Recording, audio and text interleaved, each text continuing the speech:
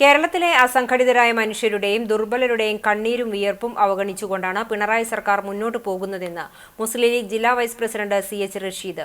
MSF Guruvayur നിയോജകമണ്ഡലം സമ്മേളനത്തിന്റെ ഭാഗമായി വടക്കേക്കാട് നടത്തിയ പൊതുസമ്മേളനം ഉദ്ഘാടനം ചെയ്യുകയായിരുന്നു അദ്ദേഹം.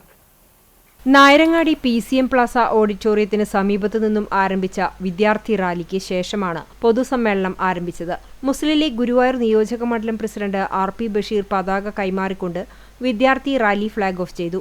500-ലധികം വിദ്യാർത്ഥികൾ റാലിയിൽ പങ്കെടുത്തു. MSF മണ്ഡലം പ്രസിഡന്റ് CA അജ്മലിന്റെ അധ്യക്ഷതയിൽ വർക്കിംഗ് കമ്മിറ്റി അംഗം ഫർഹാൻ ആമുഖ പ്രഭാഷണം നടത്തി.